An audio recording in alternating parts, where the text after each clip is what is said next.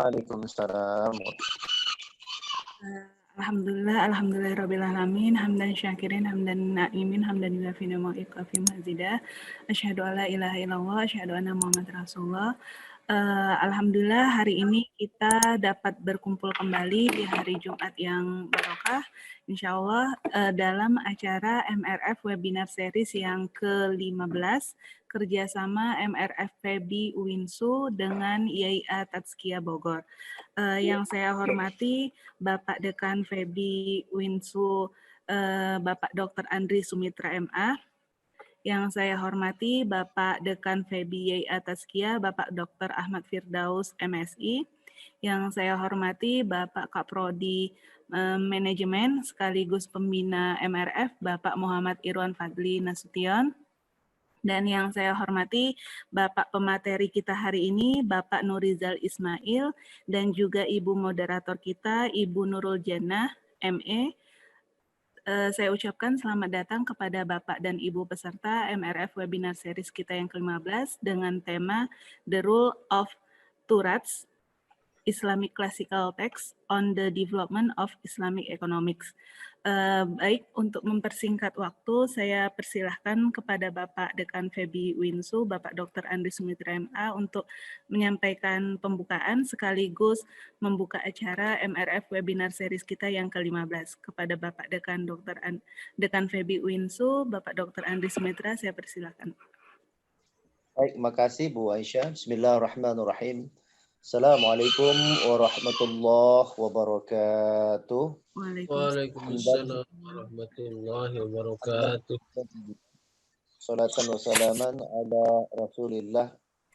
Yang kami banggakan dan kami muliakan tentu seluruh Bapak Ibu peserta MRF Webinar Series yang hari ini sudah menginjak angka ke-15. Ini merupakan prestasi yang saya kira patut kita apresiasi pada kawan-kawan dari MRF PEBI UIN Sumatera Utara dan dari IAI Tazkiyah, PEBI Tazkiyah. Alhamdulillah sudah 15 kali kita melaksanakan webinar dan ini merupakan bentuk kontribusi kita kepada umat, kepada masyarakat, mencerdaskan kehidupan bangsa. Walaupun kita dalam konteks sekarang ini berada pada ujian ya, pada kondisi diuji oleh Allah Subhanahu wa taala, dan kita tentu sangat mafhum bahwa Jakarta, Depok dan Bogor saya kira hari ini memasuki periode siap-siap untuk PSBB babak kedua. Dan kita doakan mudah-mudahan seluruh umat Islam baik tidak hanya di Indonesia tapi seluruh dunia diberikan Allah kesehatan dan keselamatan dari wabah ini. Amin. Amin ya rabbal alamin. Yang kita banggakan dan kita muliakan narasumber kita hari ini Bapak Nurizal Ismail, Direktur Pusat Studi Kitab Klasik Islami IAI Tazkiyah. Kemudian moderator ya yang cantik Ibu Nurul Jannah ME, dosen tetap prodi Ekonomi Islam PEBI UIN Sumatera Utara. Alhamdulillah hari ini kegiatan MRF Webinar Series yang ke-15 kita itu mengambil tema The Role of Turath, Islamic Classical Text on the Development of Islamic Economics.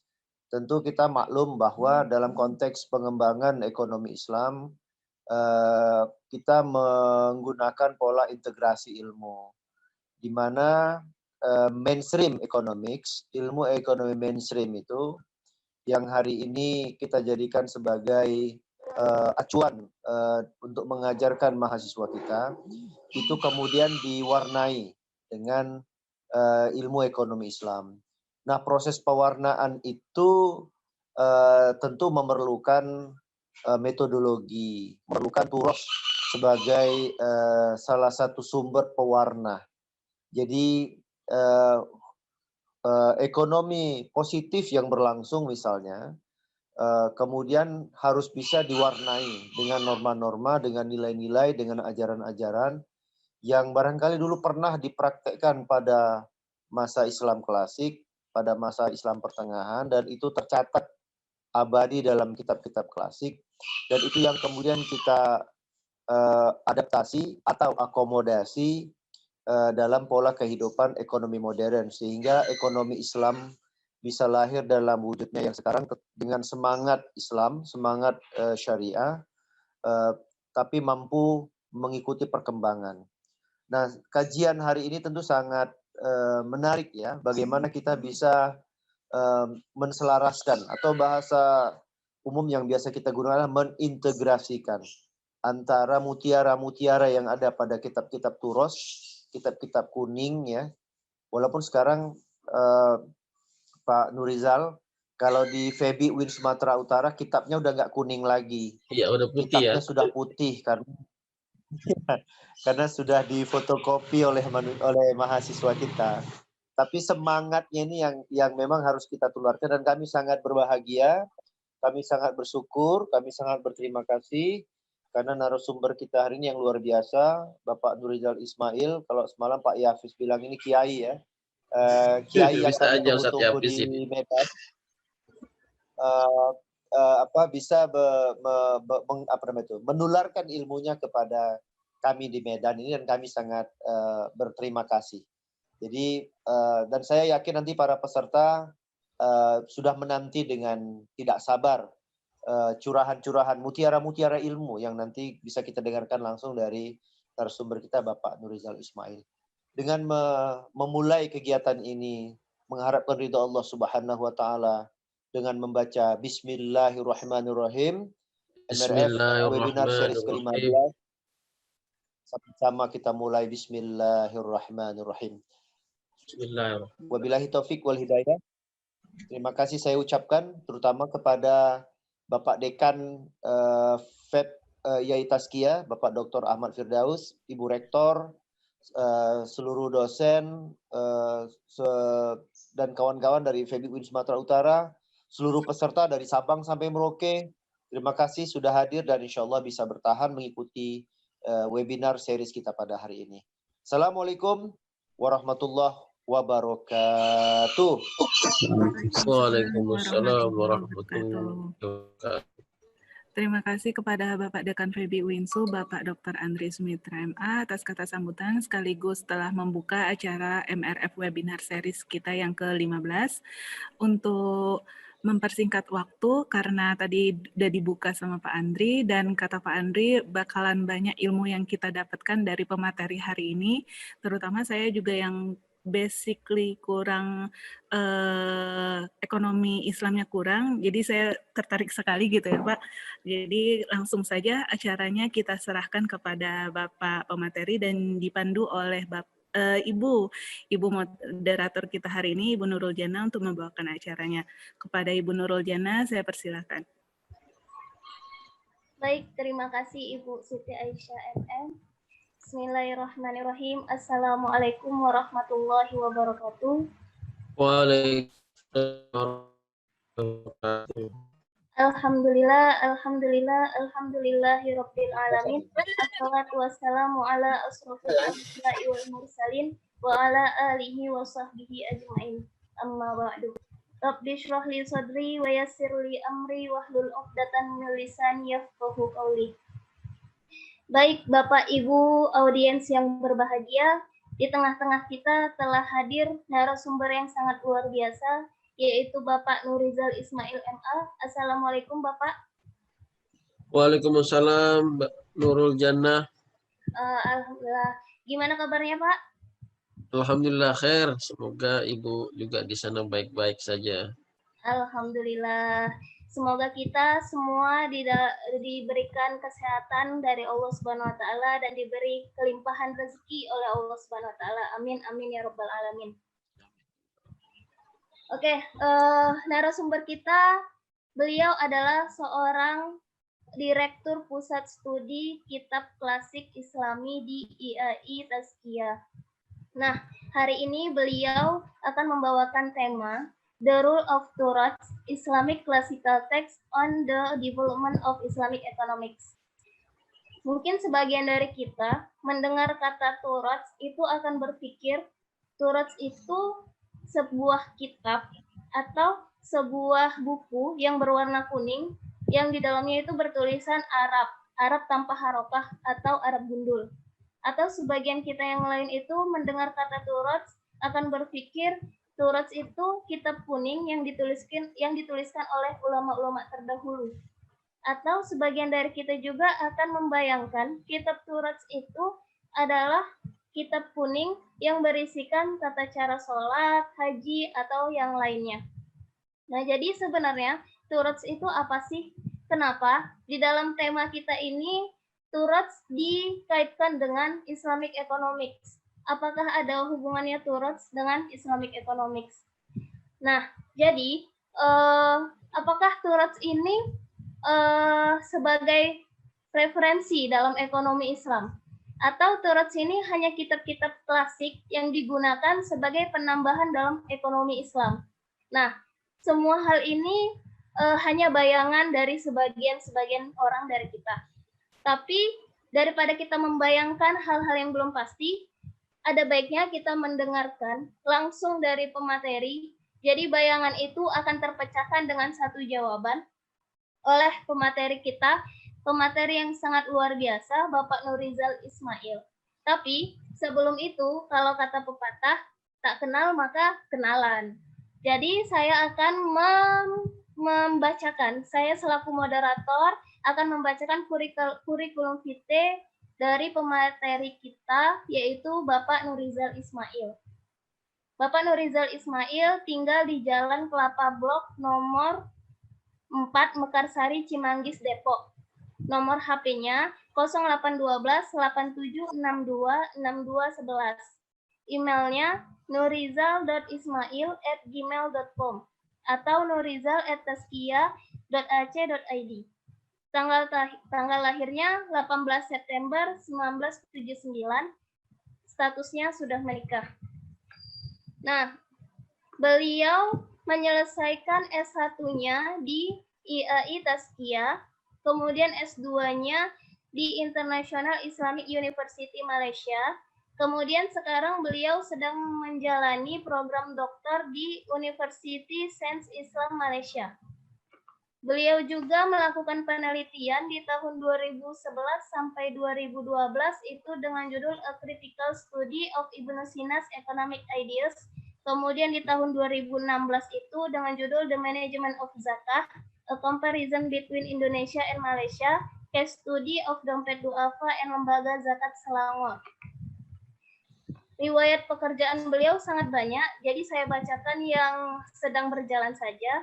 Beliau sekarang seorang dosen di Taskia University College of Islamic Economics, dan beliau juga sebagai Direktur Pusat Studi Kitab Klasik Islami di Taskia University. Kemudian beliau juga memiliki pengalaman organisasi yang sangat banyak, yang saya bacakan yang sedang berlangsung. Dari tahun 2015 sampai sekarang, beliau sebagai member of Islamic Economic Forum for Indonesia Development, dan beliau juga melaksanakan workshop, training, dan seminar, salah satunya Short Course Methodology of Research at Center for the Study of Islam and Society di Leiden University, itu di November sampai Desember 2017. Kemudian beliau juga mengeluarkan beberapa papers, salah satunya itu The Motive of Economic Man and Analysis of Ibn Sina's Economic Perspective, dan jurnal dengan judul Optimization of Agricultural Land, A Lesson from Islamic Economics, itu di jurnal Al-Iqtisad. Nah, demikianlah kurang lebih kurikulum vitae dari narasumber kita yang sangat luar biasa. Tanpa memperpanjang kalam, karena materi kita juga sangat menarik, dan pemateri kita juga sudah siap untuk menyampaikan materinya. Jadi waktu ini saya serahkan kepada pemateri kita yang sangat luar biasa ini. Tapi sebelumnya saya punya pantun. Pangeran datang dengan berkuda, meminang putri cantik jelita. Pemateri sudah siap sedia, Bapak Ibu pasanglah wajah ceria. Oke, Bapak Ibu biasa.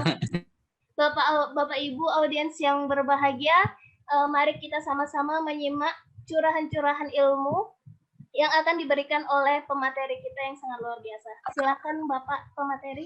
Ya, bismillahirrahmanirrahim. Assalamualaikum warahmatullahi wabarakatuh. Alhamdulillah. Alhamdulillahirabbil alamin wassalatu wassalamu ala asrofil anbiya wal mursalin wa ala alihi wa ashabihi ajma'in.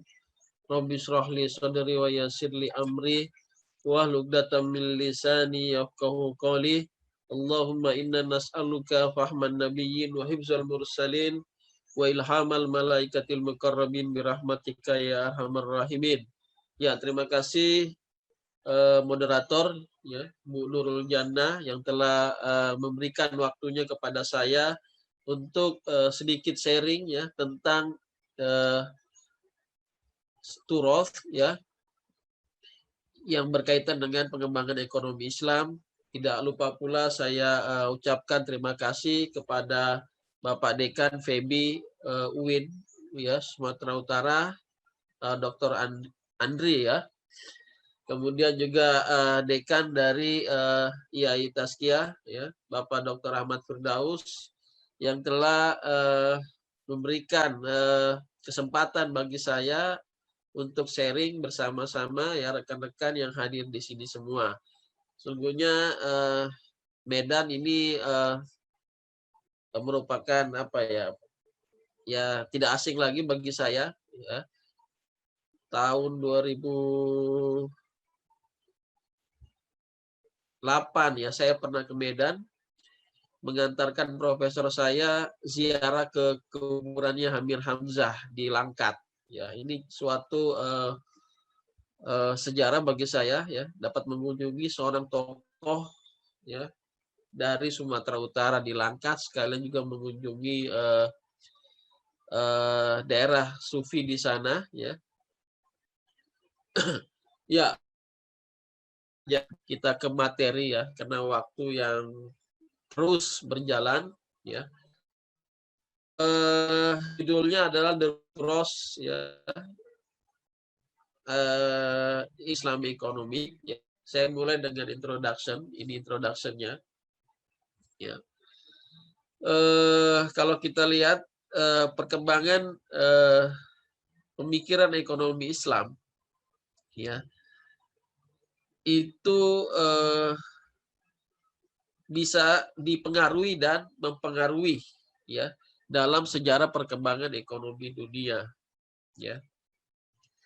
Di awal perkembangannya ilmu ekonomi Islam merujuk kepada sumber yang khusus adalah Al-Qur'an dan Sunnah ya. Rasulullah dan para sahabat kemudian Khulafaur Rasyidin ya itu mengembangkan ekonomi, ide-ide ekonomi dan praktek ekonomi berdasarkan ya syariat dari Allah Subhanahu wa taala. Kita ambil contoh adalah zakat ya. Zakat ini bukanlah hanya sebagai suatu ide ya, tapi adalah suatu syariat yang ditetapkan oleh Allah Subhanahu wa taala yang kemudian menjadi suatu yang positif ya, yang dikembangkan menjadi suatu instrumen ya kebijakan keuangan publik ya. Tidak hanya di masa Rasulullah SAW dan terus berkembang di masa dinasti-dinasti Islam setelahnya. Setelah masa dinasti Umayyah, ya, perkembangan keilmuan Islam itu sangat masif berkembang. Tidak hanya studi fikih saja, ya, namun terjadi transformasi keilmuan ya, dari pemikiran atau karya ilmuwan Yunani itu diterjemahkan ke dalam bahasa Arab ya. Di masa pemerintahan Harun ar-Rasyid dan Al-Ma'mun, sehingga perkembangan ilmu itu sangat maju pesat ya, dan dapat dikatakan di masanya sebagai Islamic Golden Age ya. Maka di sini banyak sekali turos ya yang dikarang oleh para ulama-ulama terdahulu. Nanti akan saya kasih tahu buku-buku yang spesifik di masa itu yang berkenaan dengan ekonomi Islam. Ya. Jadi terjadi transformasi ya, pengetahuan ya yang diterjemahkan oleh ulama-ulama Islam ya. Kalau kita bisa melihat penerjemahnya yang sangat terkenal adalah Hunain bin Ishaq, Nasrani ya, tapi hidup di masa pemerintahan Bani Abbasiyah.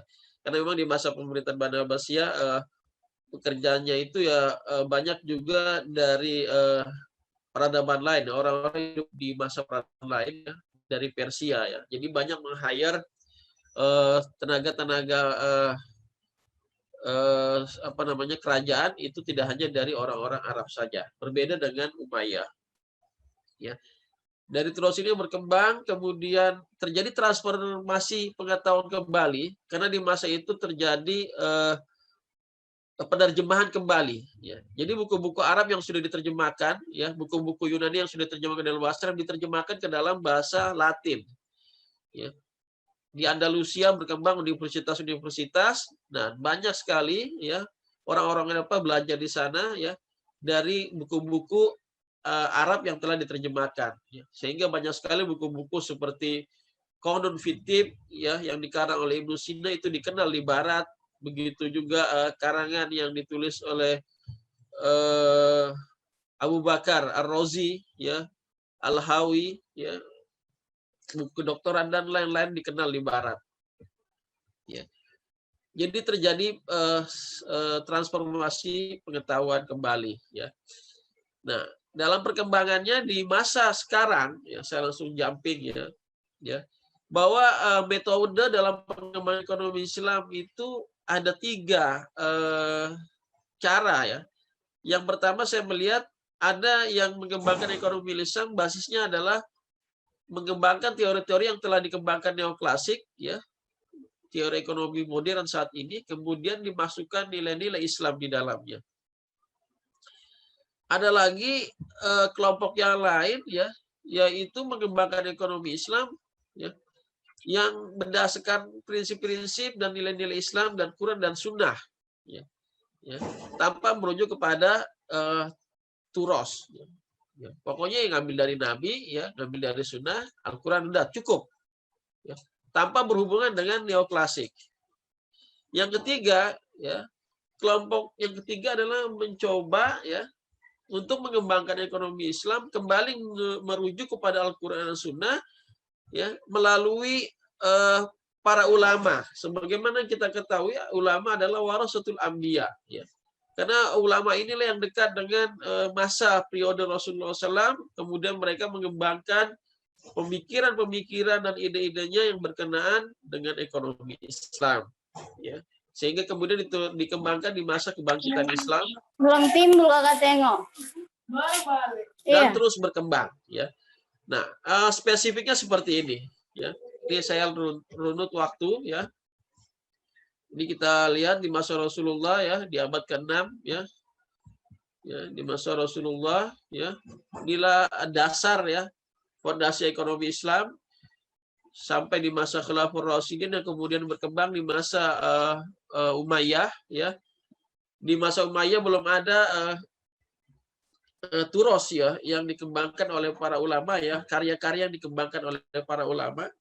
Namun banyak kebijakan-kebijakan ekonomi yang sudah maju. Di antaranya adalah Abdul Malik bin Marwan yang pertama kali mencetak mata uang ya Islam. Kemudian dilanjutkan oleh Umar bin Abdul Aziz ya, yang banyak sekali pikiran-pemikirannya yang mencoba kembali merujuk kepada apa yang dikembangkan oleh Rasulullah SAW dan Khulafaur Rasyidin. Karena di masa Umayyah ini banyak sekali kebijakan-kebijakan yang memang tidak serupa ya, bahkan tidak merujuk ya kepada beberapa hadis ya. Misalnya jizyah. Jizyah tetap dikenakan kepada orang-orang yang sudah masuk Islam. Karena ini mengurangi pendapatan negara. Tetapi di masa Umar bin Abdul Aziz itu kembali dihapuskan. Karena memang itu adalah hak ya bagi seorang muslim untuk tidak dikenakan jizyah. Kemudian di masa Abbasiyah, nah ini banyak sekali karya-karya ulama ya di bidang ekonomi Islam. Ini ada Imam Abu Yusuf, kemudian sampai Nizamul Mulki. Nizamul Mulki ini adalah Perdana Menterinya Al-Afsalan ya. Kalau kita nonton film Turki ya, ini ada film di Turki namanya Jenderal Arsalan ya. Ini adalah Perdana Menterinya Nizamul Mulki. Ini di masa Saljuk ya, pemerintahan Bani Saljuk. Kemudian berkembang ya setelah jatuhnya Abbasiyah, kemudian muncullah Bani Mamluk ya. Ini adalah orang-orang budak ya yang hidup di masa Abbasiyah, kemudian mendirikan ya sebuah dinasti ya setelah kejatuhan Ayyubiyah di Mesir, mereka mendirikan Bani Mamluk. Kemudian juga di barat ada Andalusia. Banyak sekali pemikir-pemikir di sana ya. Kemudian kita lihat di tahun 1500 sampai jatuhnya Turki Utsmani itu tidak kalah menarik, banyak karya-karya Turos yang dikembangkan oleh ulama-ulama terdahulu. Ada Kinalizade al-Selebi ya, ini salah satu tokoh filosof dari Turki Utsmani yang mengembangkan ilmu ya, yang diasaskan oleh Ibnu Sina. Kemudian ada Imam Abu Su'ud dan Al-Birkawi. Ini adalah ulama otoritatif di masa Turki Utsmani, utamanya di masa Sultan Al-Fatih. Ya. Setelah Sultan Al-Fatih, mereka ini terjadi kontroversi ya, mengenai kebolehan tentang wakaf tunai. Jadi asal muasal wakaf tunai itu ya dimulai di masa Turki Utsmani ya, yang secara masif disahkan, dilegalkan oleh pemerintah. Ya. Adapun di masa Imam Al-Zuhri, yaitu adalah tabi'in ya, itu hanya perorangan, individu ya, penggunaan wakaf tunai. Di Mughal itu ada Shah Waliullah ya. Kemudian setelah itu terjadilah masa kebangkitan ekonomi Islam pasca terjadi kemerdekaan ya di beberapa negara Muslim di dunia.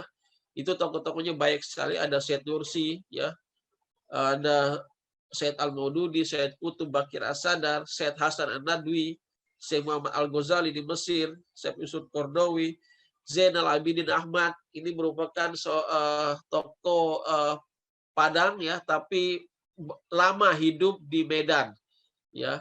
Beliau menulis buku dasar-dasar ekonomi Islam ya, dan pendiri dari Panji Islam ya yang ada di Medan dahulu ya. Ini bukunya buku sangat lama ya karena ditulis tahun 50-an ya, edisi pertamanya. Tidak kalah penting ada Khairuddin Yunus, ini juga buku ekonomi Islam masa generasi pertama kebangkitan ya ekonomi Islam ya. Tidak kalah pentingnya saya coba menghubungkan ya di abad ke-16 ya, ditulis satu turos atau kitab kuning oleh seorang ulama besar Aceh ya, Abdul Aminuddin ya, Abdul Raub Asingkili ya, judulnya Mir'atullah fi Tasyal Mawais al-Badr al-Hakam Asyariah lil Malik al-Wahhab ya. Selain sebagai seorang faqih, beliau juga adalah seorang sufi ya, pendiri dari tarekat Satariyah ya. Ini buku fikih yang 70%-nya itu membahas fikih muamalah ya. Ini sedang dikerjakan ya proyeknya oleh Bank Indonesia ya. Ini sangat menarik ya.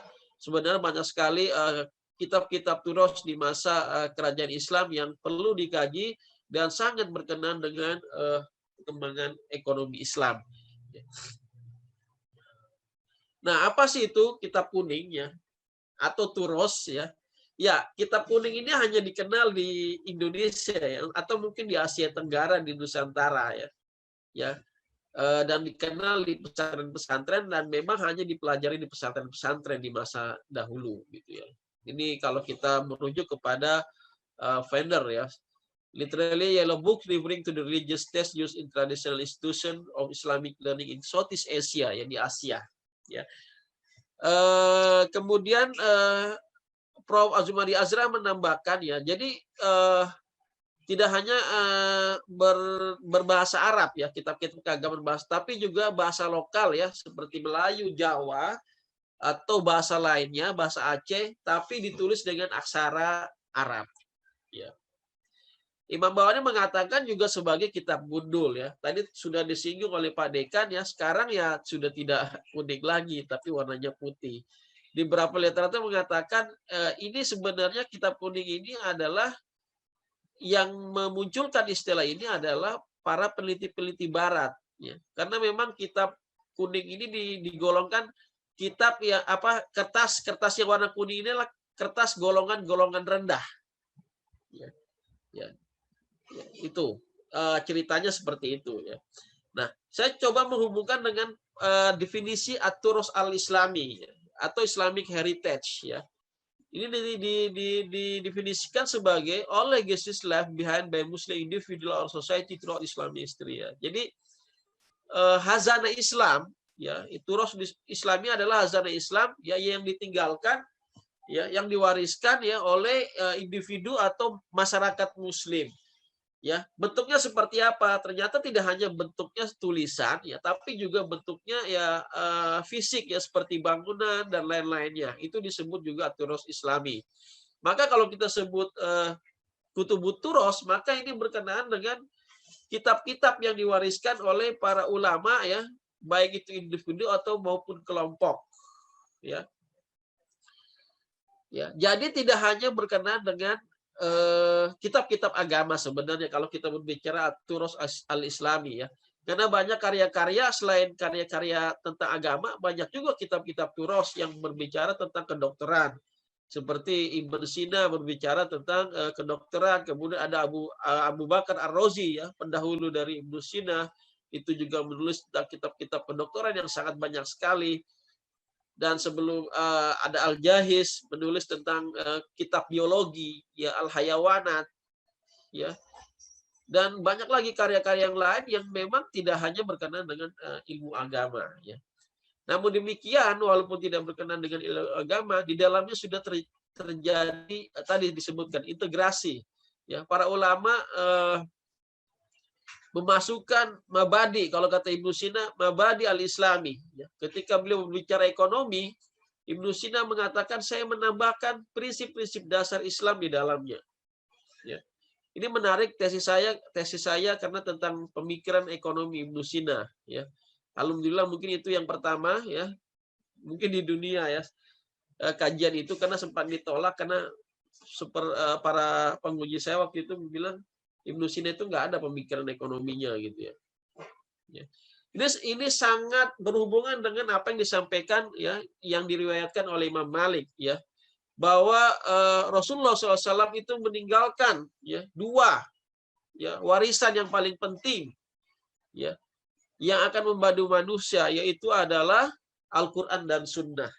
Dan Al-Quran dan Sunnah ini adalah sebagai primer turos ya, sebagai utama ya, peninggalan ya, Islam yang utama ya di dalam sejarah Islam.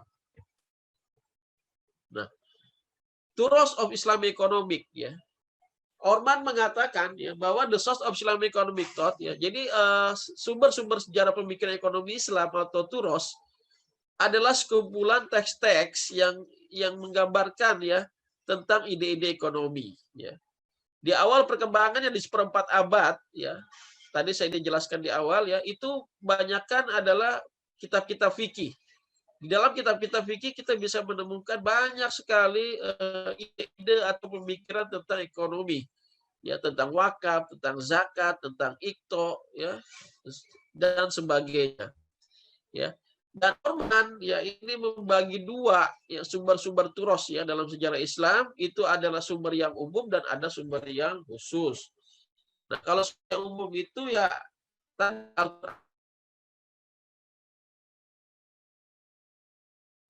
tafsir, misalnya sejarah Islam seperti Ibnu Khaldun, kemudian Al-Maghrizi atau Tarikh At-Tabari ya, buku sejarah At-Tabari, dan di dalam kitab fikih 4 mazhab, di dalam buku kalam ya, buku-buku teologi, atau di dalam tasawuf ya. Misalnya di dalam kalam ya. Di dalam buku kalam ada satu yang menarik bagi saya, ketika membahas tentang konsep harga, itu seringkali kita temukan ya di buku-buku kalam. Misalnya di dalam Majmu' Fatawa Ibnu Taimiyah, pembahasan tentang konsep harga itu bisa ditemukan di dalam kitab Takdir, Ketentuan Allah. Sama halnya dengan kitab yang dikarang oleh Qadhi Abdul Jabbar, ya, seorang qadhi penganut Mu'tazilah bermazhab Hanafiyah, yang judul kitabnya adalah Al-Mughni ya. Ini juga penjelasan tentang konsep harga itu ada di bab At-Takdir. Nah, ini yang membedakan dengan ekonomi barat ya, bahwa dalam harga walaupun ada mekanisme konsep harga ya yang dipengaruhi oleh supply and demand ya.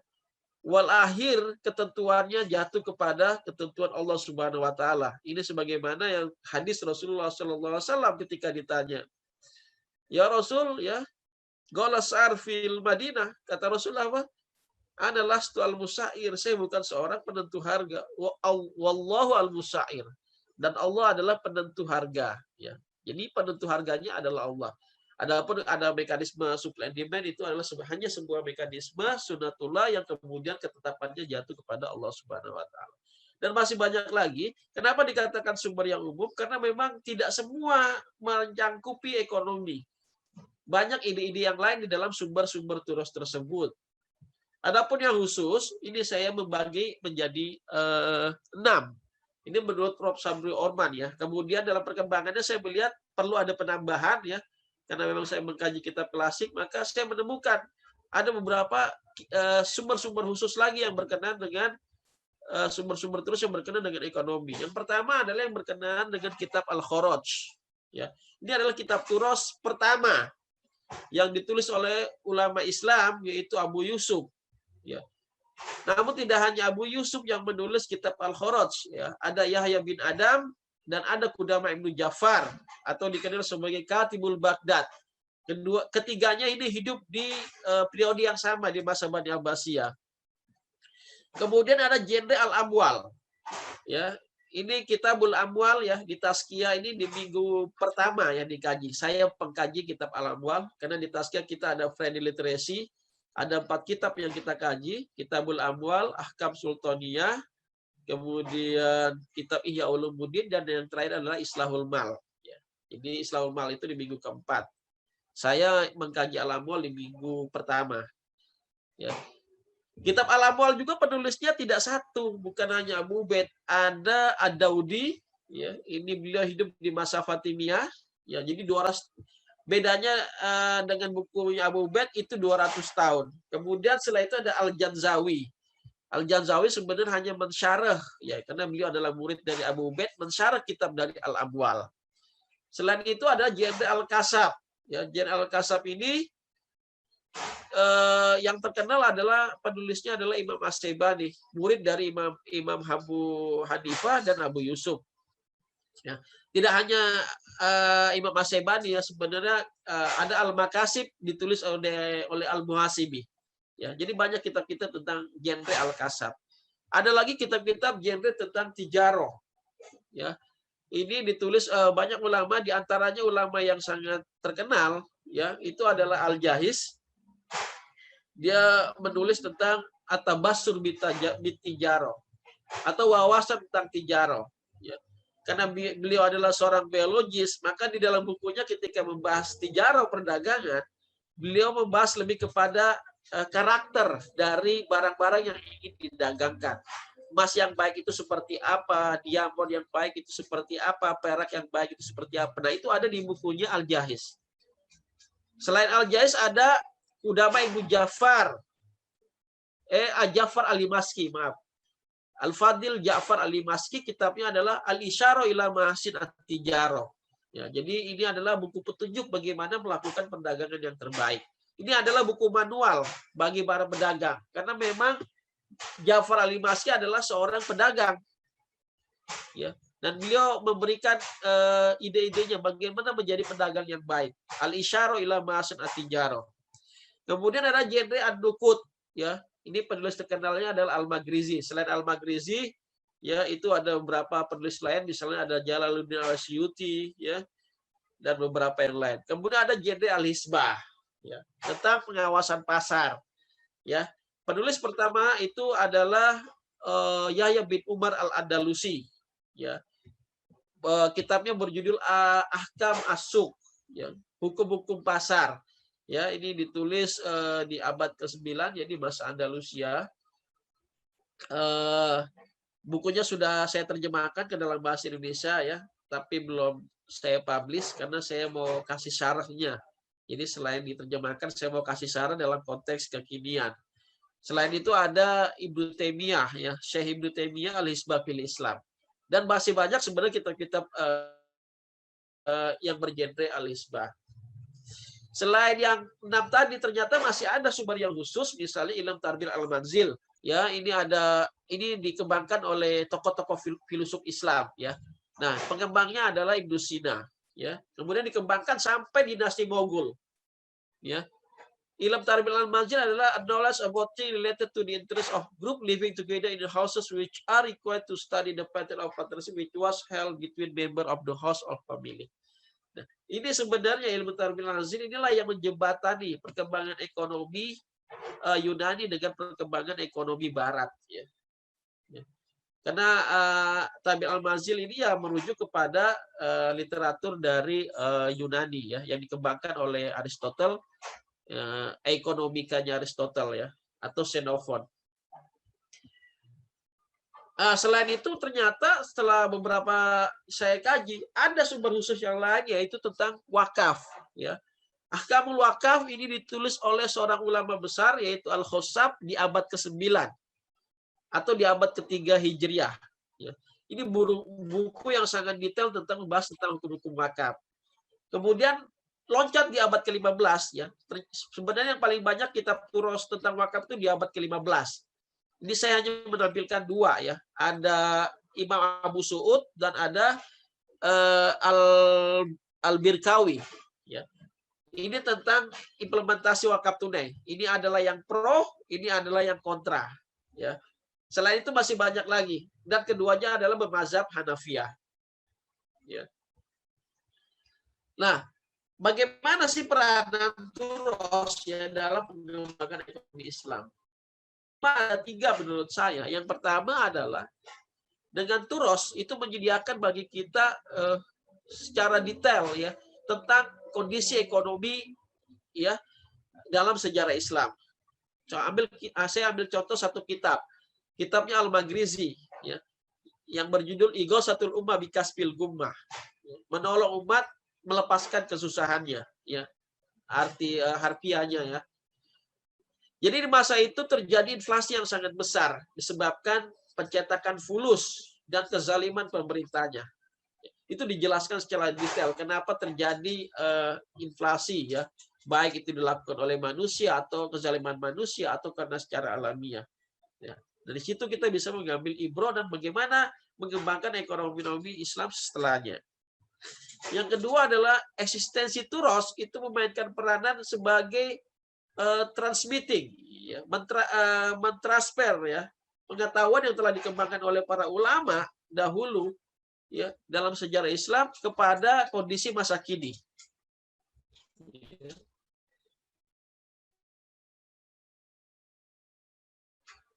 Yang ketiga ya, turos jadi basic konsep atau fondasi ya yang paling baik ya digunakan untuk mengembangkan ekonomi Islam sebenarnya agar terjadi genuinitas pemikiran ekonomi Islam.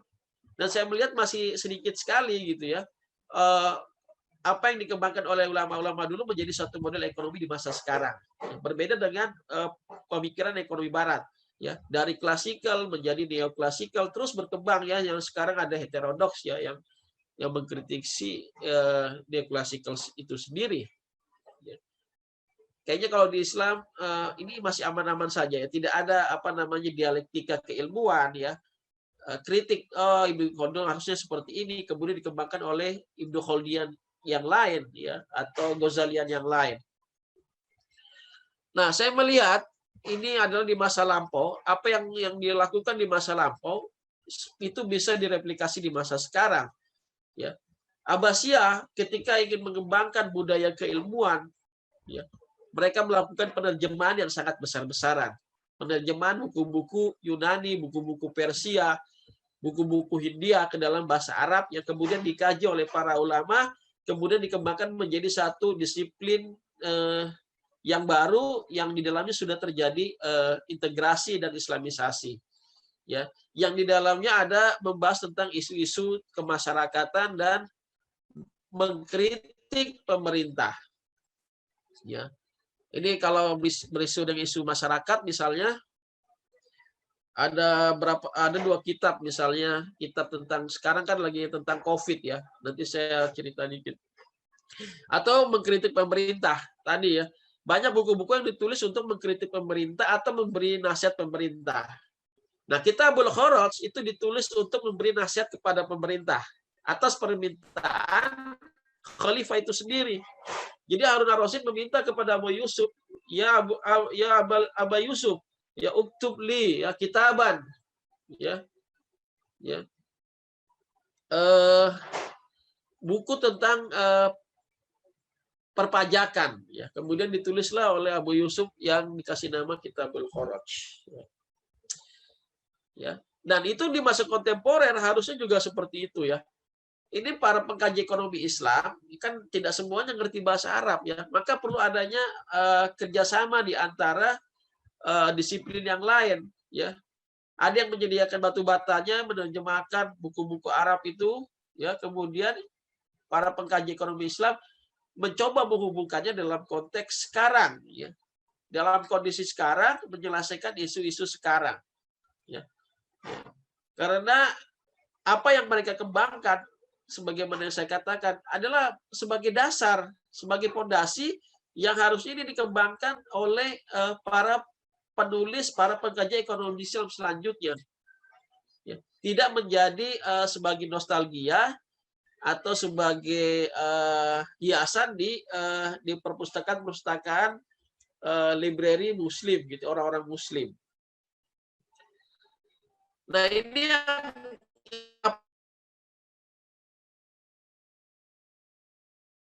kita lakukan. Ini adalah integration knowledge model, ya. Integrasi antara turos, ya. Turos di sini kami tidak hanya mengambil kepada yang Islam saja, tapi kepada teori-teori Barat, ya. Kemudian kita melihat apakah di dalamnya ada kebaikan, baru kita ambil. Kalau tidak, kita tinggalkan, ya. Filternya adalah Quran dan Sunnah. Kemudian kita melihat realita current economic condition yang kemudian menghasilkan postulat-postulat yang kemudian kita aplikasikan dalam kurikulum, ya. Nah, di kurikulum kami itu nanti ada yang bersifat spiritualization, ya, ada yang insersi, ada yang modifikasi, dan ada pure Islamic, ya. Modifikasi ini nanti persentasenya ada, gitu, ya, masing-masing. Insersi ini biasanya hanya penambahan ayat dan hadis dan tafsirannya, ya. Tuh. Nah, ini misalnya kalau dalam contoh konsep Islamic Wealth Management, ya. Dasarnya adalah Al-Qur'an, ya. Al-Baqarah, ya, 267. Ya alladzina amanu anfiqu min thayyibati ma kasabtum wa mimma akhrajna lakum minal ardi. Di situ ada kata anfiqu wa kasabtum, ya. Di situ ada kata nafkah dan ada kata kasab, ya. Ini sangat, kalau kita buka buku-buku turos, ini kajiannya sangat detail, ya, tentang nafkah, nafakot, wal kasab, ya. Makanya ada Kitabul Kasabnya Asy-Syaibani, ya. Ternyata tidak hanya Asy-Syaibani yang menulis tentang al-kasab, Ibnu Sina pun menulis tentang kasab.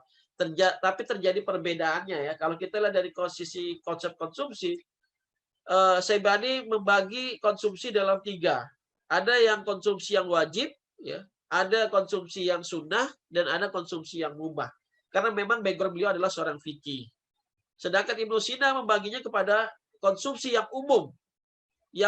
Sebenarnya konsumsi yang umum adalah yang dipergunakan oleh individu dan keluarganya untuk memenuhi kewajibannya. Infak lidin, ya, konsumsi untuk agama, ya, untuk pengeluaran jizwab, zakat, infak, sedekah. Dan yang terakhir adalah al-iddikhar. Ini agak berbeda. Al-iddikhar ini adalah saving. Ya, kata Ibnu Sina, kenapa perlu saving? Ya, untuk menjaga, ya, di masa akan datang. Kita tidak tahu di masa akan datang akan terjadi apa, maka perlu adanya saving, berjaga-jaga, ya, untuk suatu yang tidak pasti, uncertainty, life, kata Ibnu Sina.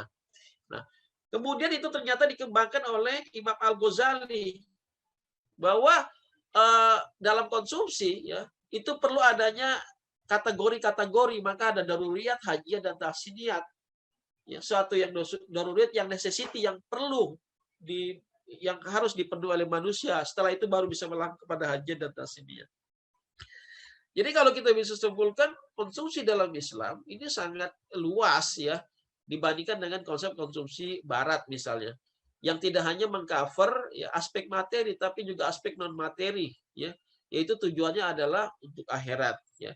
Dan bagaimana prakteknya IWM ini dalam konteks ya sekarang, ya. Maka sekarang berkembanglah Islamic komersil, ya, ada perbankan syariah, kemudian ada pasar modal, ya, dan ada sisi social finance-nya, ya, untuk membawa konsumsi kepada akhirat, ya, ada zakat, infak, sedekah dan lain-lain, yang kemudian saat ini malah berkembang bagaimana melakukan integrasi antara Islamic komersial dan social finance di dalam lembaga-lembaga keuangan syariah. Ya, jadi yang saya bisa simpulkan bahwa Turos ini sangat penting, memainkan peranan pentingnya. Jika kita benar-benar mau mengembangkannya, ya, walaupun beberapa tokoh mengatakan ini sangat lama, ya, tapi hasilnya adalah sangat genuine, ya, karena kita merujuk kepada apa yang telah dikembangkan ulama terdahulu atau apa yang menjadi hazanah Islam, warisan Islam yang terus kita kembangkan menjadi model di masa sekarang. Nah, apa yang saya lihat sekarang, integrasi yang dilakukan saat ini adalah integrasi yang pragmatisme yang saya melihatnya, ya. Yang ada dulu lah. Sehingga lebih banyak mengambil dari teori-teori modern ekonomi kemudian diislamkan. Ya, itu boleh dilakukan, ya. Tapi yang semangat yang lainnya seperti mengembangkan terus, ya, dalam konsep model ekonomi untuk saat ini itu juga perlu dikembangkan, ya, sehingga nanti terjadi, ya, di akhir mungkin bisa saya lihat terjadi irisan ke depannya, ya, sehingga ini menjadi tugas kita bersama-sama, ya, untuk memahami dan memikirkan, ya, tulisan-tulisan yang telah dikembangkan oleh para ulama dalam bentuk turos, ya, untuk menyelesaikan permasalahan-permasalahan ekonomi saat ini, ya. Ya, jangan sampai Barat yang mengambil orang Barat yang mengambil keuntungan dari turos-turos tersebut. Ya, Ronald Reagan di masa pemerintahannya, ya, kebijakan pajaknya itu merujuk kepada kebijakan pajak dari Ibnu Khaldun. Kemudian pendiri dari Facebook juga mengatakan kalau tidak ada Al-Khawarizmi, ya, dalam kitabnya, ya, tidak akan ada kembang Facebook atau sosmed-sosmed yang lain karena menggunakan numerik-numerik yang telah dikembangkan oleh Al-Khawarizmi. Itu saja yang saya bisa sampaikan, ya. Wallahu a'lam bishawab, ya. Semoga ini bermanfaat. Wabillahi taufiq wal hidayah. Assalamualaikum warahmatullahi wabarakatuh. Waalaikumsalam warahmatullahi wabarakatuh. Masya Allah, materi yang sangat luar biasa, ya Pak, ya. Tugas kita lah sebagai ekonom Islam yang harus mengembangkan ekonomi Islam dengan merujuk kitab-kitab Turos, ya.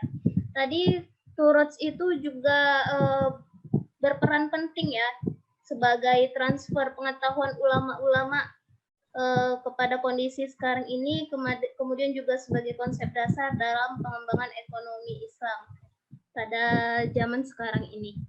Nah, oke, Ibu, Bapak, Ibu, audiens yang berbahagia, sekarang waktunya saya berikan kepada Bapak Ibu audiens yang ingin bertanya seputar tema kita hari ini.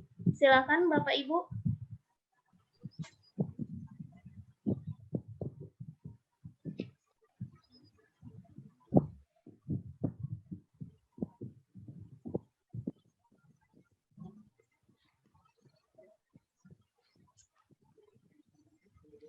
Oke, Ibu Rahmi Syahrijah, silakan Ibu. Tapi suaranya masih belum kedengaran, Ibu.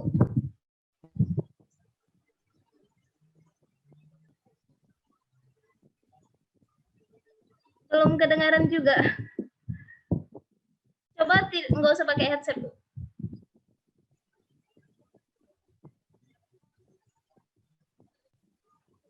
Belum juga, Bu. Belum.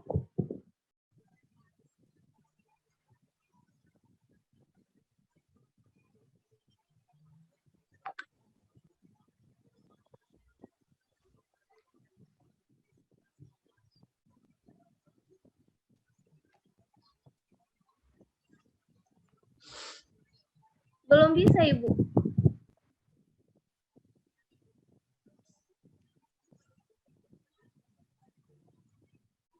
atau di kolom chat ya mungkin bisa disampaikan Di kalau kolom chat kedengaran.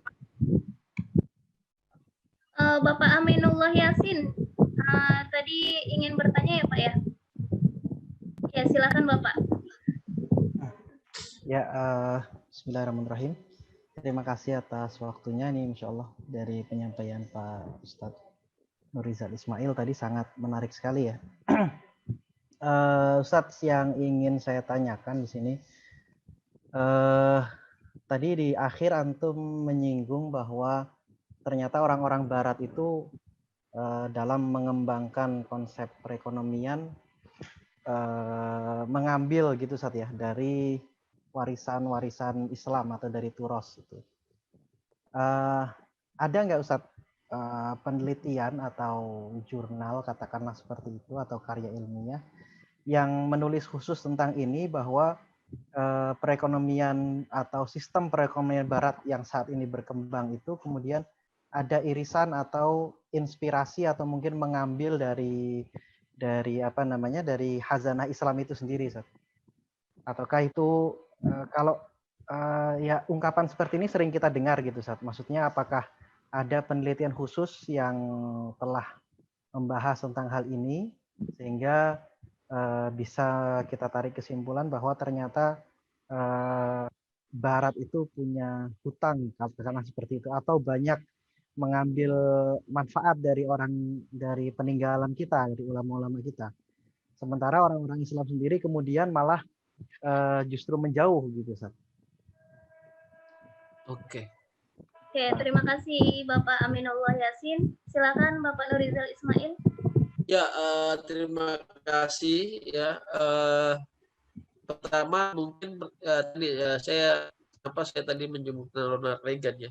Itu memang disebutkan kalau bisa dicari di Google ya, itu di New York Times beliau menyebutkan secara detail ya bahwa beliau menggunakan New York Times ini adalah koran ya, media yang sangat terkenal di Amerika ya, menyebutkan bahwa mengambil ya salah satu pemikiran dari Ibnu Khaldun tentang konsep pajak ya, di mana pajak itu ya harus di awal harus kecil ya untuk memberikan stimulus kepada masyarakat ya agar bisa melakukan aktivitas ekonominya ya.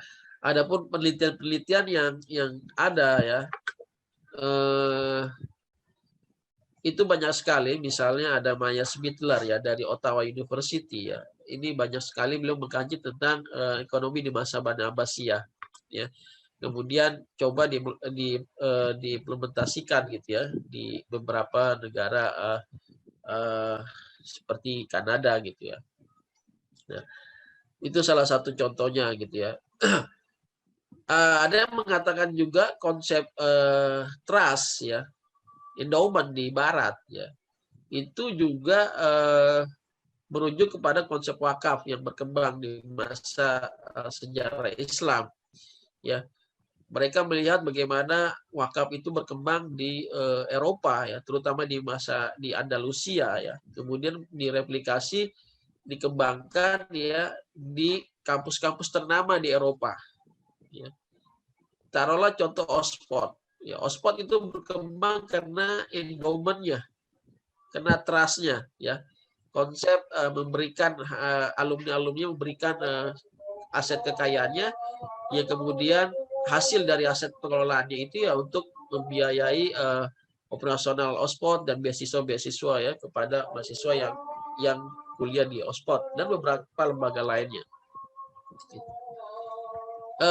Wallahualam itu yang bisa saya sampaikan ya. Mungkin ya ini menjadi satu tantangan bagi kita ya membuktikan dalam bentuk tulisan. Insya Allah akan saya tulis bagaimana Turos ini juga tidak hanya dikembangkan oleh Islam ya, tapi dikembangkan oleh Barat juga, mengembangkan apa-apa yang ada di Turos ya. Dalam teori kedokteran lah kita ambil contoh. Penemu cacar itu adalah Abu Bakar Ar-Razi ya. Vaksin cacar itu beliau menulis kitab khusus tentang cacar ya, itu ditulis oleh Abu Bakar Muhammad Ar-Razi Ya, ya. Saya ada bukunya itu tentang cacar ya yang ditulis oleh Abu Bakar Ar-Razi. Gitu. Begitu juga dengan kitab-kitab yang lain kedokteran seperti Ibnu Sina. Allah alam bisawab. Ya, itu makasih Ustaz Abdullah Yasin. Oke, terima kasih Pak Nurizal Ismail. Pak, ini ada dari grup chat yang bertanya, bagaimana Turut mengajarkan kita menghadapi situasi perekonomian saat musibah seperti COVID-19 saat ini? Baik, Pak. Ya, menarik ya. Tadi di akhir saya sebenarnya tadi sempat share ya. Ini ya. Saya coba share. Saya coba share tadi. Coba saya share screen.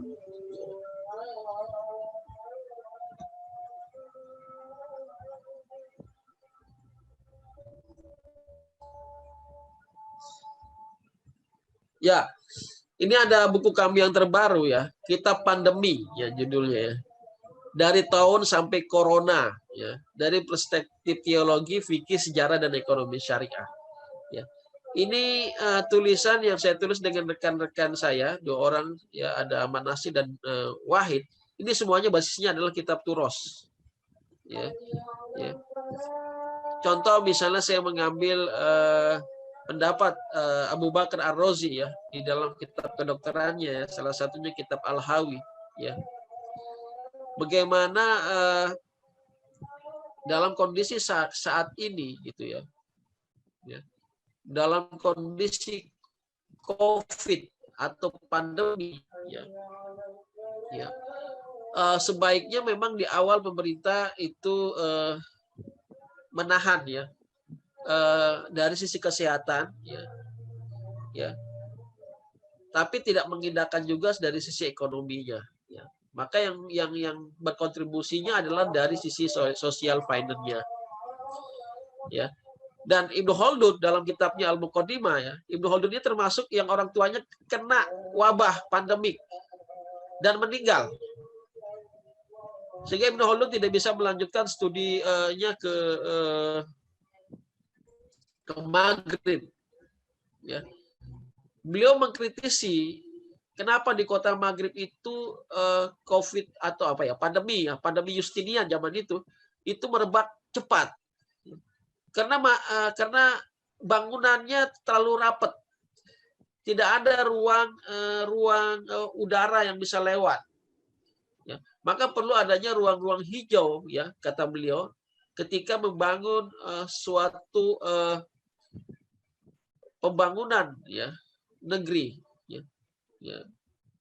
Makanya di zaman sekarang ini yang banyak kena COVID itu kota-kota besar, karena memang bangunan-bangunannya sudah padat, tidak ada ruang-ruang udara yang tidak bisa wabah ini tidak bisa keluar, sehingga ya seperti Jakarta gitu ya dan beberapa kota daerahnya. Beliau melihat seperti terjadi di Tunisia. Tunisia itu karena bangunannya tinggi-tinggi ya, tidak ada ruang udara sehingga terjadilah wabah yang sangat besar. Ini buku kami yang terbaru ya, ini mohon iklan dikit gitu ya. Minggu ini sudah akan ada bukunya gitu. Bagi yang ingin pesan ya, bisa langsung ke saya atau ke Tazkiyah. Assalamualaikum warahmatullahi wabarakatuh. Oke, jadi di zaman Ibnu Khaldun juga sudah ada ya Pak ya, wabah-wabah pandemi seperti ini ya. Jadi ini Pak, karena waktu juga yang harus memisahkan kita, jadi ini ada satu pertanyaan lagi mungkin Pak, tapi setelah itu kalian Bapak closing statement ya Pak ya, satu pertanyaan lagi. Iya, boleh Mbak. Saya ingin bertanya dan mungkin ini meminta saran dari narasumber, bagaimana mempersiapkan mahasiswa kita yang pada umumnya lebih akrab dengan teori ekonomi umum dan referensi dari Barat. Sedikit sekali mungkin yang kenal dengan referensi dari Timur, dikarenakan mungkin keterbatasan mereka dengan bahasa Arab. Oh iya, kalau boleh mohon sharing. Oke, itu Pak. Terima kasih Pak. Ya, ini juga PR besar ya di awal-awal berkembangnya Tazkiyah ya. Ya, mengenalkan ulama-ulama ini memang menjadi yang suatu PR yang besar. Maka yang paling baik adalah kalau memang sebenarnya kita di ekonomi kan sudah belajar sejarah pemikiran ekonomi Islam. Ya. Di saya waktu S1 saya belajar itu juga sejarah pemikiran ekonomi Islam ya. Mungkin kurang ada kontinuitasnya ya, keberlangsungannya ya. Maka perlu ada mata kuliah lanjutan dari sejarah pemikiran ekonomi Islam. Ya, kalau waktu saya kuliah S2 itu ada sejarah pemikiran ekonomi klasik dan kontemporer. Ya.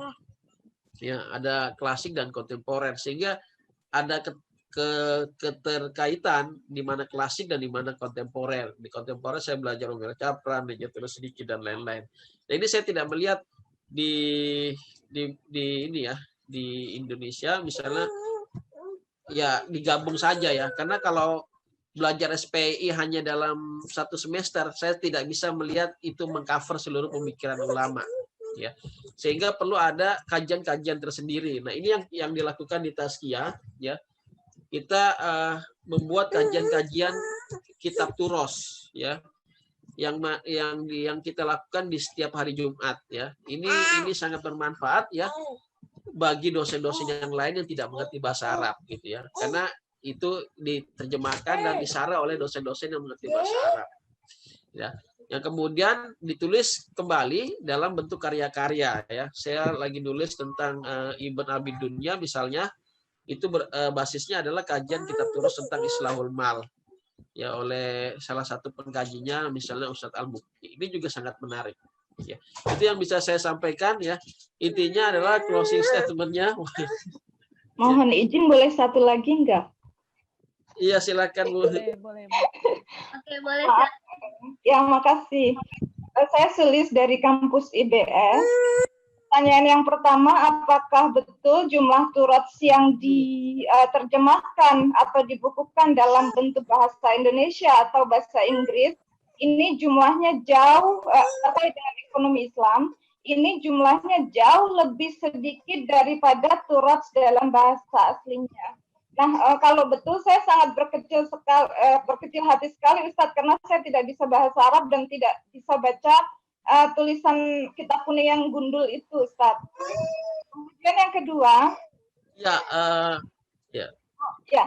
pertanyaan yang kedua tentang unsur subjektivitas dari penerjemah atau penafsir atau interpreter turats dari bahasa asli ke bahasa lain. Apakah kemudian subjektivitas ini menjadi dominan begitu, Ustaz? Kemudian dipertanyakan tentang subjektivitas dari konten turats itu sendiri. Terima kasih.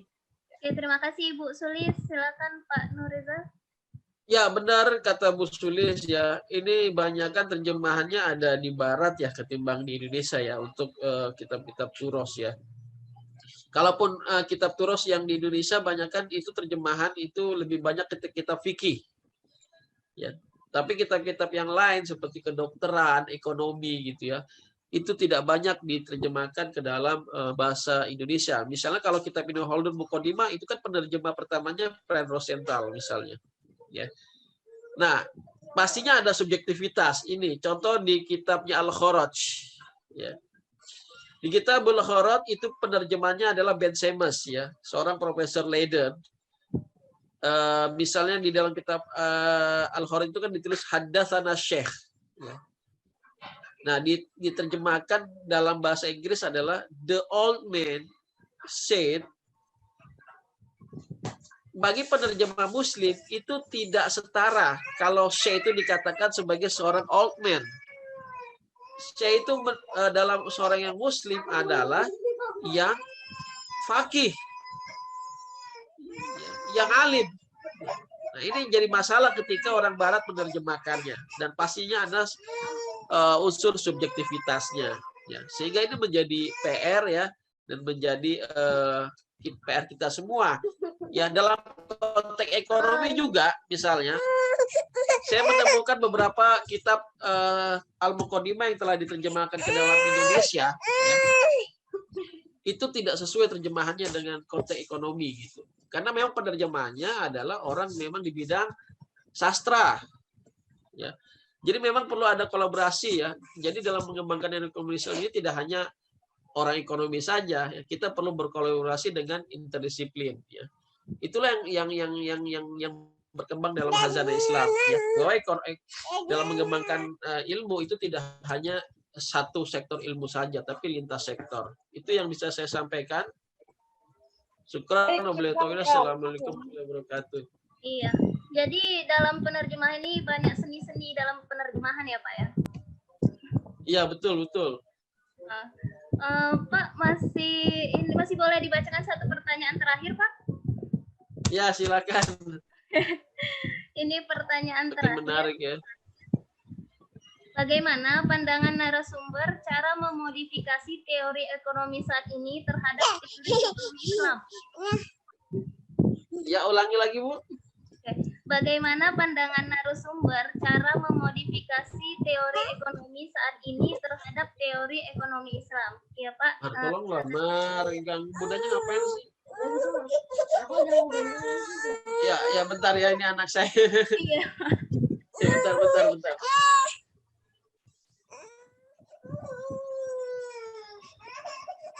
Tolonglah, bentar.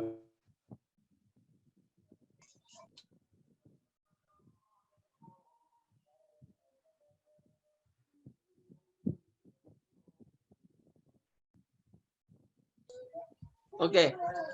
Ya, bagaimana memodifikasi ya? Ya. Memodifikasi apa yang telah jadi gini, Turos ini ya open to criticize ya. Kita tidak wah ini jangan dikritik ya. Tetap open untuk dikritisasi. Ini menurut Al-Faruqi seperti itu ya.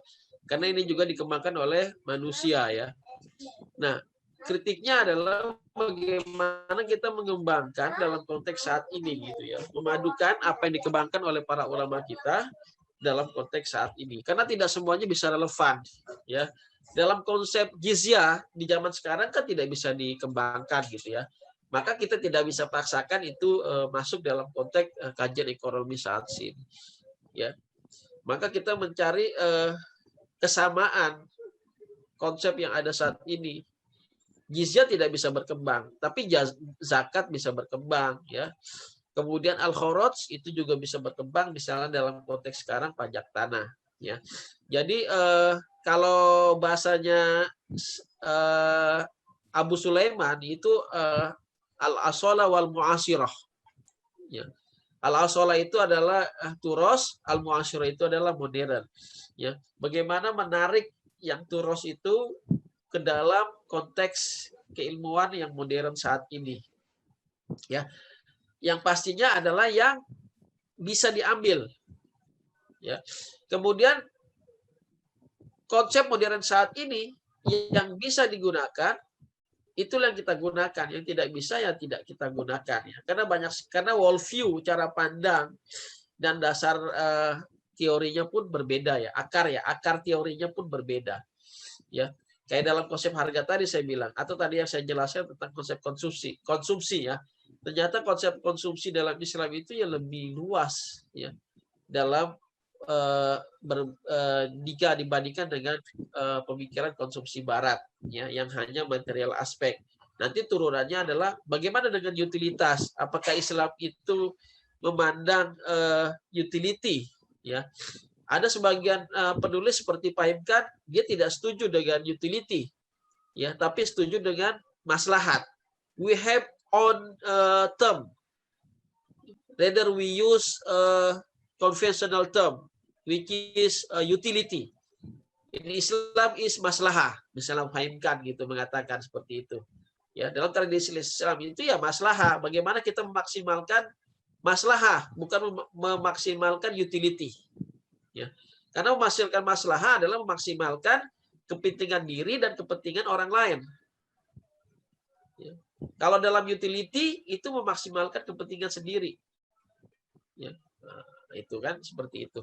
Ya, itu wallahu alam bisawab yang bisa saya sampaikan. Ya. Syukron kathiron. Oke, terima kasih Pak Nurizal Ismail. Sebelum closing statement Pak, di sini banyak permintaan dari teman-teman audiens untuk bergabung di kajian Turots, Pak. Gimana, Pak? Kira-kira. Oh, silakan. Kita tiap hari Jumat ya. Tadi pagi kita sudah mengkaji kitab Al-Hakam Sultaniyah. Kalau Jumat depan kita akan mengkaji Ihya Ulumuddin. Ya. Jadi kita setiap di Jumat jam 9:30 sampai jam 11 itu adalah kajian kitab klasik. Ya. Nah, itu sangat menarik ya karena memang ngaji ya. Konsepnya ngaji gitu ya. Sepertinya sangat banyak yang tertarik ya Pak untuk kajian Turots ini Pak. Oke, Ya. karena waktu juga sudah habis Pak, boleh closing statement-nya Pak? Ya, terima kasih Mbak Nurul dan Bapak, Ibu-Ibu sekalian ya. Alhamdulillah apa yang telah kita sama-sama kaji hari ini ya semoga bermanfaat ya karena yang kita kaji hari ini ya yang saya angkat hari ini adalah warisan ya para ulama ya dan ulama adalah warasatul anbiya ya. Kita hanya mengenal mungkin di Indonesia hanya mengenal Imam Ghazali ya itu yang paling terkenal ya Imam Ghazali atau Syekh Abdul Qadir Jailani gitu ya. Nah, sesungguhnya banyak sekali ulama-ulama terdahulu ya tidak hanya di bidang keagamaan ya, tapi di bidang sains yang lain yang sangat mewarnai ya perkembangan keilmuan saat ini ya, khususnya dalam bidang ekonomi Islam. Ya. Saya sudah sampaikan tadi ya banyak sekali sumber-sumber yang khusus yang berkenaan dengan ekonomi Islam dan masih sedikit sekali yang mengkajinya. Ya. Itu yang saya bisa sampaikan. Ya. Syukran wabillahi taufiq. Assalamualaikum warahmatullahi wabarakatuh. Waalaikumsalam warahmatullahi wabarakatuh. Terima kasih Pak Nurizal Ismail atas materi yang sangat luar biasa hari ini. Saya sebagai moderator juga undur diri. Sebelumnya, karena saya sudah membuka dengan pantun, maka saya akhiri dengan pantun juga. Dari Kedah ke Pekansari, beli suasa di kota tinggi. Selesai sudah tugas diberi, di lain masa bersua lagi. Oke, saya akhiri alhamdulillah. Assalamualaikum warahmatullahi wabarakatuh. Waalaikumsalam warahmatullahi wabarakatuh. Terima kasih semuanya. Terima kasih Bapak. Kayaknya syarat Nurizal. masuk dosen UINSU itu harus bisa pantun ya. Oke, terima kasih kepada Bapak pemateri, Bapak Nurizal Ismail dan juga Ibu moderator kita, Ibu Nurul Jana. Dan satu lagi Pak Nurizal di form absensi banyak yang menyarankan dan banyak yang mensayangkan kenapa waktunya sedikit sekali masih pengen belajar lagi gitu. Jadi Insya mungkin Allah kita bisa share lagi ya kajian tentang satu pemikiran misalnya ya tentang pemikiran Yahya bin Umar ya tidak hanya di sesi ini gitu ya. Insya Allah saya siap sharing ya di kelas-kelas UIN gitu ya. Amin, amin. Terima kasih Pak. Gitu. Oke, kenapa Pak Andri? Nutupnya pakai pantun kayaknya. Kayaknya kalau ini syarat masuk UIN kayaknya bisa nggak lolos. Oke, ada lagi Bapak Ibu yang ingin menyampaikan dari Pak Andri atau Pak Ahmad Firdaus? Mungkin ada yang mau Ya, ditanggapi? saya udah mungkin dari Pak Firdaus sekali saya tadi udah pembukaan. Baik, Bismillahirrahmanirrahim. Assalamualaikum warahmatullahi wabarakatuh. Waalaikumsalam. Jadi alhamdulillah nanti kalau misalkan masih masih berlanjut ingin mempelajari Turots ini, linknya nanti insya Allah setiap hari Kamis setelah saya remind gitu ya ke Bapak Ibu yang di UINSU, tapi saya juga belum tahu ke siapa lagi selain ke UINSU ini. Jadi nanti boleh langsung ke Pak Nurizal. Pak Nurizal boleh minta nomor WA-nya barangkali? Iya boleh. Ini. Sudah ada Pak Irwan sudah punya ya. Boleh dibacakan lagi di sini barangkali? Ya 0812 8762 6211. Baik, itu aja barangkali. Maaf udah asar di sini di Depok sama di Bogor. Terima kasih. Assalamualaikum warahmatullahi wabarakatuh. Terima kasih. Waalaikumsalam Warahmatullahi warahmatullahi wabarakatuh. wabarakatuh. Terima kasih Bapak Ahmad Firdaus. Oke, untuk sekaligus penutup kepada Bapak Muhammad Irwan Fadli, saya persilakan Pak, sekaligus ditutup ya Pak ya. Ya Bu, makasih Bu. Bismillahirrahmanirrahim. Assalamualaikum warahmatullahi wabarakatuh. Waalaikumsalam warahmatullahi wabarakatuh. Waalaikumsalam warahmatullahi wabarakatuh. Syukur Alhamdulillah acara webinar series kita ke-15 ini sudah selesai. Terima kasih kepada Bapak narasumber kita, ini luar biasa materinya Pak ya. Banyak kali yang bertanya, waktu kita yang nggak cukup kayaknya nih, Pak Nurijal Ismail. Dan Ibu Nurjannah yang luar biasa pantunnya, yang belum pernah keluar kami dengar hari ini. Terima kasih Bu. Untuk Bapak Ahmad Firdaus dari Dekan PB Tazkiyah, Pak Andre Sumitra Dekan PB Medan, kami ucapkan terima kasih yang luar biasa. Seluruh Bapak Ibu yang hadir pada hari ini dari Sabang sampai Merauke, ada yang dari Usigli, ada yang dari ujung Pandang, Boyolali juga ada. Terima kasih. Sampai jumpa kita nanti di series yang ke-16. Jika ada salah kata dan tidak pada tempatnya, kami dari panitia mohon maaf yang sebesar-besarnya. Sampai jumpa di lain waktu dan kesempatan. Terima kasih. Assalamualaikum warahmatullahi wabarakatuh. Sampai jumpa. Waalaikumsalam warahmatullahi wabarakatuh. Pak Rizal, Pak Irwan. Terima kasih semuanya, Pak Dekan. Terima kasih Pak Ahmad Firdaus, Pak Dekan. Waalaikumsalam warahmatullahi wabarakatuh. Terima kasih Pak Nurizal, Ibu Nurjannah. Sama-sama Bu Siti Aisyah. Ya. Warahmatullahi wabarakatuh. Ya Aisyah, Amiratus Siddiq, Habib Rasulillah. Sungguh sweet Nabi mencintamu, hingga Nabi minum di bekas bibirmu. Bila marah, Nabi kan bermanja, mencubit hidungnya. Aisyah, romantisnya cintamu dengan Nabi. Dengan baginda kau pernah baik lari-lari, selalu bersama, hingga ujung nyawa kau di samping Rasulullah. Aisyah, sungguh manis oh sirah kasih cintamu, bukan persis novel mula benci jadi rindu. Kau istri tercinta, ya Aisyah Humairah. Rasul sayang kasih Rasul cintamu. Wajah indah cantik berseri, kulit putih bersih